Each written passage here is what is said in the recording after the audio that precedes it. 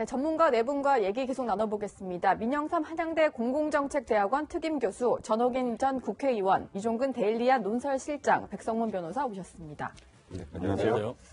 일단은 어제 파면 결정이 내려졌지만 박근혜 전 대통령은 관저에 머물렀습니다. 하룻밤을 일단 보냈는데 언제쯤 나갈 거다 이런 예상을 좀 할 수 있을까요? 네, 그런데 일단 지금 헌법상에 있어서 파면이 됐을 때 언제까지 이 청와대를 나와야 된다 이런 명문화된 규정은 없어요. 네. 그렇기 때문에 사실상 언제까지 나와라라고 요구하거나 그럴 수는 없습니다. 하지만 또 거꾸로 즉시 파면이다. 즉시 그러니까 대통령 측에서 물러나야 된다라는 규정 때문에 사실상 청와대에서 바로 나와야 된다라는 그런 심정적인 공유만 있는 것이죠.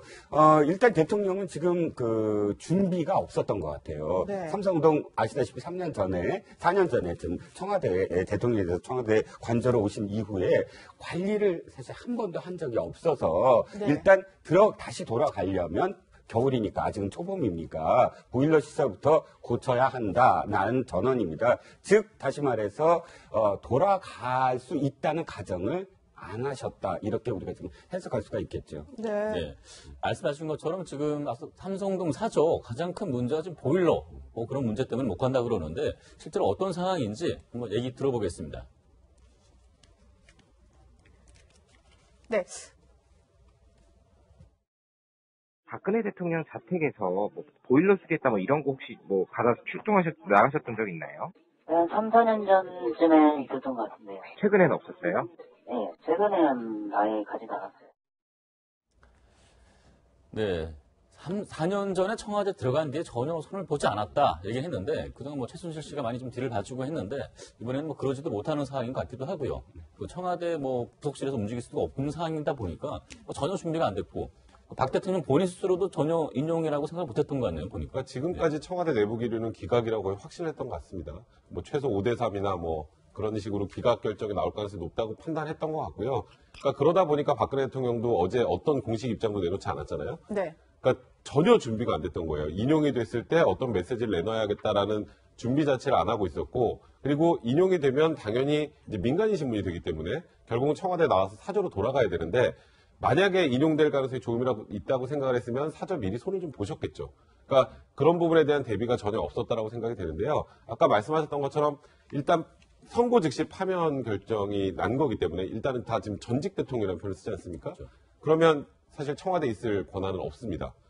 그래도 이제 정치적으로 판단할 때 최소한 이번 주말 정도까지는 그래도 박근혜 대통령이 관저에서 있다가 지금 사절을 좀 고치고 나가는 것에 대해서는 전체적으로 용인해 주는 분위기인데 네. 문제는 청와대에서 언제까지 나가겠다, 어떤 방식을 취하겠다는 내용이 전혀 없어요. 지금 다 말씀하시는 게 추측이잖아요. 언론에서도 이번 주말에는 갈 것 같다.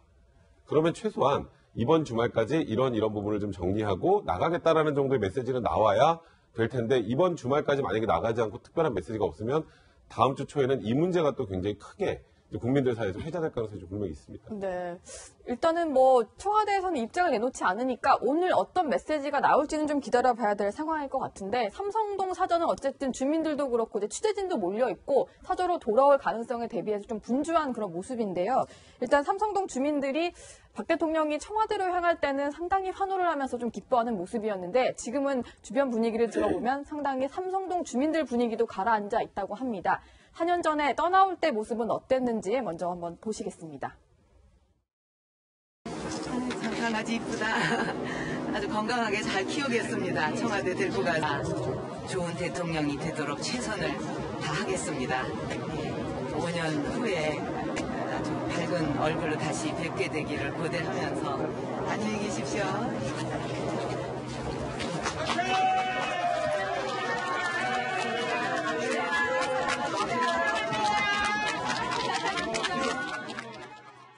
저때 보면은 이제 5년 후에 밝은 모습으로 돌아오겠다라고 했는데 5년도 못 채웠고 4년 만에 가게 됐는데 이게 저렇게 주민들한테 얼굴을 내비치면서 들어갈 가능성도 사실은 지금 없어 보이긴 하거든요. 아마 얼마나 깊은 충격에 빠져 있을까를 상상하기가 어려울 정도인데요. 대통령제의 특징이라고 한다면 내란이나 외환의 죄가 아니라면은 자신의 임기를 보장받는 그래서 그 5년 단임제에 대해서 확고한 어떤 그런 그 자신감들을 갖고 있었죠. 그러다 네. 보니까 우리나라 대통령들이 임기 말에 되면 여러 가지 그 농단이라든지 이런 국정 폐해가 드러나서 이 5년 단임제의 피해가 큰 게 아니냐 이런 이제 생각들을 많이 이제 그 주고받았는데 요번에 대통령 탄핵과 함께 이 법치가 얼마나 엄중한가, 그리고 대통령제 단임제 5년이 보장되어 있어도 헌법을 농단하게 되면 이렇게 탄핵될 수 있다라는 무서운 경험을 우리들한테 보여줬다라는 그런 의미가 있을 것 같고요.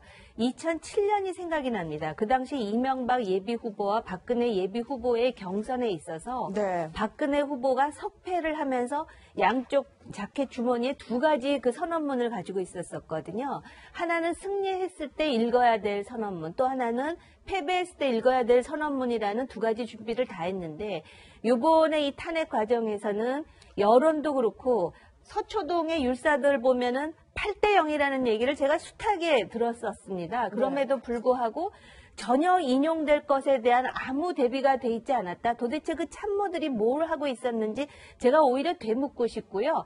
설사 자신감이 있더라도 만약에 상황을 대비해가지고 준비하고 있는 것이 최고 정치인으로서의 어떤 태도가 아니었나 이런 생각이 들면서 네. 정말 말하기는 조심스럽지만 저 참모들도 그렇고 대통령 측 대리인들도 그렇고 여전히 어떤 불통의 문제를 갖고 있었던 것이 아닌가. 그러다 보니까 대통령께 인용이 되면 이런 문제가 있고 이렇게 대비해야 됩니다라는 얘기를 어느 한 사람도 하지 않고 마치 또 기각될 것처럼 대통령이 듣기 좋은 소리만 하다가 결국은 대통령이 헌법재판관 권한대행이 파면합니다 하는데 이거를 참모들한테 여기저기 전화해서 재차 확인해봤다라는 거 아닙니까?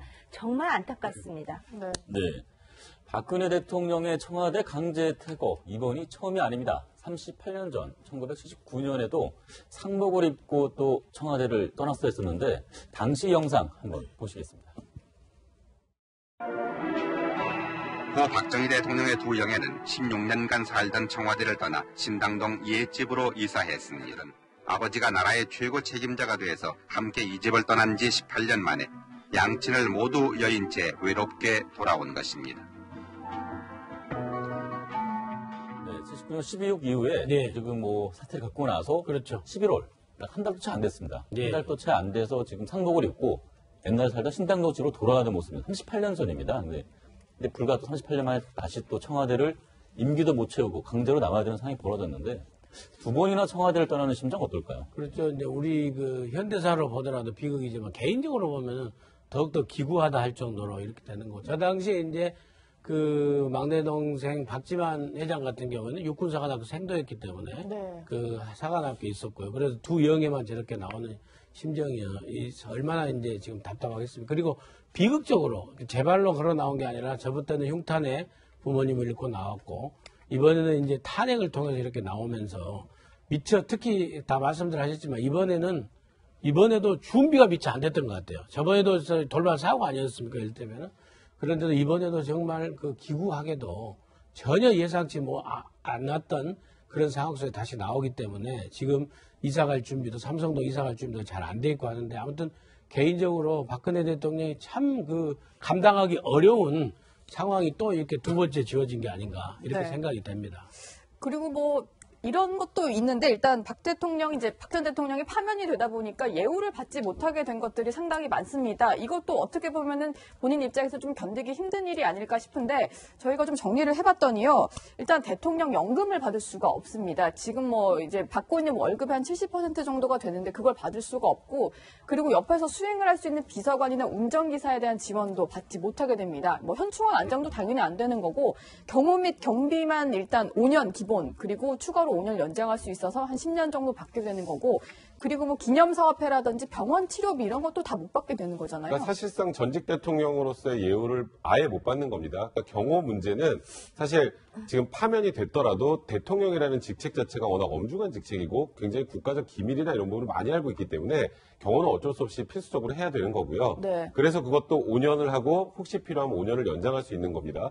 그 외에는 지금 말씀하셨던 것처럼 연금이나 비서관이나 뭐 기타 뭐 국립묘지 안장이나 이런 부분을 전혀 이제 받을 수 없는 상황이 되는 건데, 그러니까 지금 이제 더 큰 문제는 그래서 이제 박근혜 대통령이 사저로 돌아가게 되면 누군가 경호 지금 동 때문에 지금 경호동 임차 관련돼서 지금 막 고민하고 있다라는 얘기가 조금 전에 나왔었는데 네. 그 외에 이제 누가 또 박근혜 대통령이 근접해서 수행을 할 것인지. 근데 그 수행을 할 때 국가에서 예산이 나오지 않습니다. 그러니까 박근혜 대통령이 직접 사비를 털어서 이제 비서관을 고용하든지 아니면 뭐 박근혜 대통령을 그동안 계속 모셨던 사람들이 진짜 정말 자진해서 들어가든지 그런 것 아니면은 사실 박근혜 대통령이 지금 가족도 없는 상황에서 굉장히 외롭게 보낼 수밖에 없는 상황이거든요. 그래서 저는 뭐 박지만 씨도 마찬가지고 박근영 씨도 마찬가지고 지금 박근영 씨는 뭐 또 불복에 대한 얘기를 하고 계시던데 네. 지금은 이 탄핵 심판은 불복의 여지가 없는 심판입니다. 뭐 이론상 재심 가능하지만 현실적으로 불가능하기 때문에 이제는 가족들이 어떻게 박근혜 대통령 주변에서 같이 좀 어떻게 이 지금 곤란함을 같이 극복해 나가는 방안으로 좀 고민을 좀 해봐야 되지 않을까. 그리고 정치적으로 무언가를 지금 생각하시는 건 지금 현 시점에서는 좀 무리라는 생각이 듭니다. 그래서 이제 탄핵이 되니까 이 예우와 관련해서 많은 보도를 저희들도 접했는데요. 예우, 뭐 경호 외에는 받을 수가 없다. 정말 어떻게 보면 인간 개인으로 볼 때도 너무나 기구하다. 그런 부분에 대해서는 참 마음이 아픈데요. 이거를 대통령을 했던 분이기 때문에 우리가 좀 다른 시각에서 봐야 될 것 같은데 앞으로 향후 역사가 그리고 우리 정치사가 박근혜 전 대통령을 어떻게 평가할 것인가. 이게 본인에게만 오역이 아니라 한국 현대 정치사에 긍정적이든 부정적이든 굉장히 큰 획을 그었던 박정희 대통령에 대한 역사도 어떻게 보면은 박근혜 대통령으로 인해서 다시 쓰여지게 되는 것이 아닌가. 그러니까 그 어떤 5,000년의 그 고난과 질곡의 역사로부터 경제적으로 근대화를 이루었다라는 그 긍정적 평가마저도 이 따님인 박근혜 대통령 때문에 본인은 아버지의 명예를 회복하기 위해서 대통령을 하시겠다고 했지만 이 부분도 그렇고요. 또 하나 정치 사회적으로 사회가 제대로 균형 잡힌 정상적인 사회가 되려면 보수 진보 양날개가 있어야 되는데 오히려 박근혜 대통령께서 원하시지는 않았겠지만 보수의 날개를 완전히 꺾어버리셨습니다. 마치도 지금 대통령이 탄핵된 게 보수 정책이 잘못되고 보수 이념이 잘못된 것처럼 오해하는 사람들이 많거든요. 그런데 오히려 대통령이 교육이라든지 노동이라든지 공무원 연금이라든지 또는 경제 민생 개혁을 하다 이런 상태가 벌어진 것이 아니고 보수가 지지했던 박근혜 대통령이 탄핵을 당하시고 그것 때문에 마치도 보수는 악인 것 같은 잘못된 인식을 줬다라는 점에서 대통령 예우보다 더 심각하게 생각해야 될 사안은 저는 이거라고 생각합니다. 네. 지금 아까 정 의원님께서 말씀하셨지만 박근혜 전 대통령 2007년 한나라당 경선 당시에는 아름다운 승복을 해서 정치인으로서 다시 우뚝 서게 됐던 계기가 됐었습니다.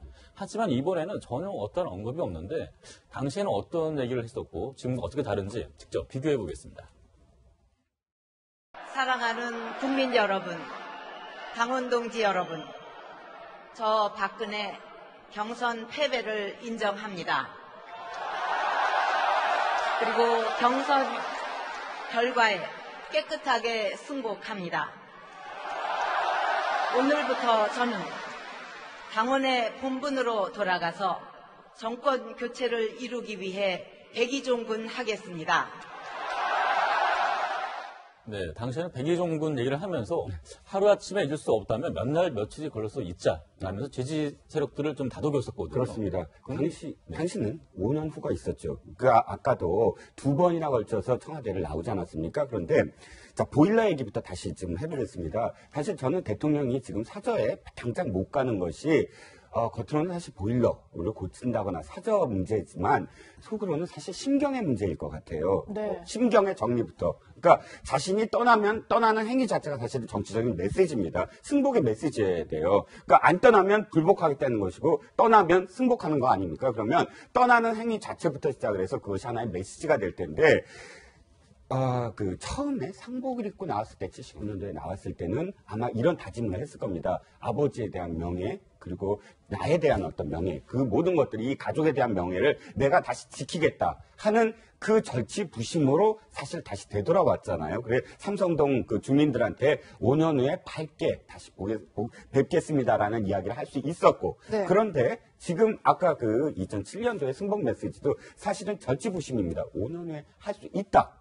5년 후에 나는 다시 해볼 거다, 도전해볼 거다라는 가능성이 있었는데 지금은 청와대에서 다시 나오게 되는 행위, 또 이 승복의 행위는 5년 후나 10년 후가 없는 것이죠. 명예를 지킬 방법이 없는 것이거든요. 일단 그 모든 것들을 자신이 받아들여야만 이제 그 떠나는 행위라부터 시작을 해서 모든 메시지가 승복의 메시지로 이제 보일 텐데 사실은 그것을 받아들이는 것이 지금 참 힘드신 과정이 아닌가 그렇게 보였습니다. 제가 생각할 때는 우선 그 예우의 문제는 가장 대통령 개인으로서 아픈 게 국립현충원에 못 들어간 거라고 저는 판단이 되고요. 그다음에 지금 2007년 경선의 문제를 그 영상을 보면서 느끼는 것은 박근혜 대통령이 될 수 있는 자산이 저는 두 가지라고 봅니다. 하나는 박정희 대통령의 유산이고 하나는 바로 2007년에 저 승복의 메시지. 저게 바로 정치인 박근혜를 그 정치생활 15년 만에 그 대통령으로 만들 수 있는 그런 자양분이 됐다. 저는 그렇게 보거든요. 그리고 저 승복의 자양분이 그 국회의원을 5번 하고 대표를 2번 하고 15년 만에 그 대통령이 당선되고 이제 4년 만에 대통령 물러나는데 이제 다시 저런 모습을 보여줘야 국민 통합이 이루어진다. 그런 측면에서 어저께 지금 이 시간까지 전 대통령께서 아무 말씀 안 하시는 것이 너무나 안타깝게 느껴지고 또 다른 국민화, 국민 통합을 해치는 그런 방향으로 지금 가고 있지 않나 하는 생각이 들어서 좀 우려가 됩니다. 네. 뭐 일단은 완전히 뭐 불복 메시지가 나온 건 아니지만 저렇게 침묵을 지키는 것만으로도 암묵적인 불복 아니냐 이런 좀 주변의 우려 그리고 논란들이 나오고 있습니다. 청와대가 오늘 안으로 입장을 낼지는 좀 지켜봐야 될 것 같고요. 일단은 민간인, 자연인 신분으로 돌아갔기 때문에 이제는 검찰 조사를 피할 수 없게 돼서 그 시기가 언제가 될 것인가. 뭐 어제 보니까 이제 검찰총장이 회의도 소집을 하고 해서 좀 빨라지지 않을까 이런 관측들이 나오는데 어떤 얘기가 좀 나오나요? 일단 말씀하셨던 것처럼 이제 박근혜 전 대통령은 선고 즉시 이제 대통령직을 잃었기 때문에 이제 민간인 신분으로 돌아가고요. 그럼 불소추 특권이 사라졌으니까 이제 검찰의 수사를 피할 수 없는 상황이 된 겁니다. 네. 근데 이제 검찰에서도 여러 가지 고민들은 있을 거예요. 이게 대선에 영향을 미칠 가능성이나 그리고 파면 결정 직후에 바로 대통령을 소환하는 모습이 그러니까 동정론 부분 같은 부분 때문에도 고민을 할 텐데 저는 그냥 아주 간단하게 생각하면 모든 국민은 법 앞에 평등하다. 원칙에 따라 수사하면 됩니다. 그리고 검찰 내부에서도 일단 지금 당장 뭐 박근혜 대통령을 소환할 계획은 없지만 다음 주부터 박근혜 대통령에 대한 수사를 시작하겠다라는 원론적인 입장을 밝힌 상황입니다. 네. 그러니까 만약에 박근혜 대통령에 대한 수사를 계속 뒤로 미루게 되면 또 그런 문제가 나올 수 있어요. 우병우석과 관련해서 우병우석과 뭐 김수남 총장, 이영렬 중앙지검장이 전화했던 내용들이 이제 언론에 보도가 되면서 지금 이 특수본, 2기 특수본이 과연 수사를 제대로 할 수 있을까에 대한 의구심을 갖고 계시는 이제 국민들이 굉장히 많은데 네. 여기서 박근혜 대통령에 대한 수사를 뒤로 약간 미룬다거나 하게 되면 또 국민들로부터 그런 의혹의 눈길을 받을 수 있습니다. 그래서 일단 검찰 입장에서도 지금 여기서 예를 들어서 박근혜 대통령의 수사를 뒤로 미룰수록 우리들도 힘들어진다는 걸 스스로 알고 있습니다. 그래서 어제 탄핵 인용에 대해서 어찌 보면 검찰에 좀 안도의 한숨을 쉬었다라는 얘기까지 나오는 상황이거든요. 만약에 탄핵이 기각됐으면 이제 수사 자체가 좀 뭐 거의 곤란해지는 상황이 됐었으니까 그래서 일단은 수사를 할 수 있는 상황이 됐으니 지금 그동안 이제 원리 원칙대로 하려고 했으나 박근혜 대통령이 대통령이라는 신분으로 어쨌건 조사에 전부 불응을 했잖아요. 이제는 다음 주에는 박근혜 대통령이 소환되는 상황을 국민들이 목도하게 되지 않을까 이렇게 생각을 합니다. 저는 이제 사저라든지 어떤 그 인간적인 그런 면에서는 지금 준비가 안 돼 있을 것 같고요. 본인이 그리고 이제 며칠 내로 국민들 앞에 어떤 식으로도 의사표명을 저는 하시리라 보입니다. 그렇기 때문에 그런 인간적인 배려에 대해서는 우리가 좀 인간적으로 좀 했으면 좋겠다라는 생각이 들고요. 다만 법이라는 것은 법 앞에서 모든 사람들이 평등합니다. 그렇기 때문에 법은 법대로 법 철자에 따라서 진행시키는 게 맞다라고 생각을 하고요. 지금 이런 분위기가 하면서 자기네 진영은 전부 순수하고 모든 것에서부터 깨끗하고 자기네 진영 반대편에 있는 사람들은 다 적폐로 몰아붙이는 이상한 문화가 있거든요. 요번에 이 탄핵의 과정에서 우리가 봐야 될 거는 앞으로 누가 대통령이 되든 쓸데없는 비선 실세들이 함부로 하는 거라든지 보안 손님 아무나 끌어들인다든지 아니면은 그런 자기의 어떤 그 권력을 사익을 위해서 추구한다든지 대기업주 함부로 불러다가 돈 끌어들이는 행동 이거는 어느 누가 대통령이 돼도 해서는 안 될 것이며 한다면은 법에 의해서 똑같이 의법 조치된다는 걸 보여주고 있고요.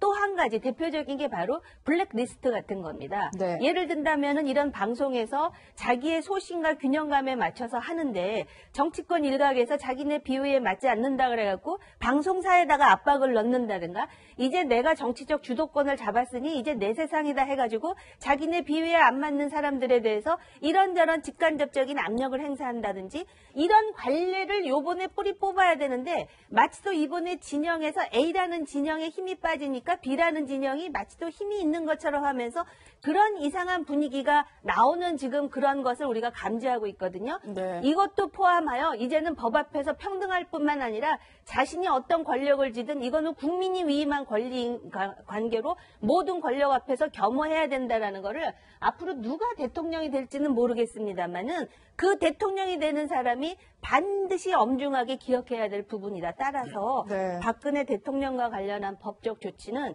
인간적으로 우리가 마음 아프고 그렇지만은 법은 법대로 나가야 되는 게 법치입니다. 네, 청와대를 두 번 떠나게 되는 박근혜 대통령. 언제 어떤 모습으로 떠나게 될지 모르겠지만 조금 더 지켜봐야겠습니다. 네, 다음 주제 보겠습니다.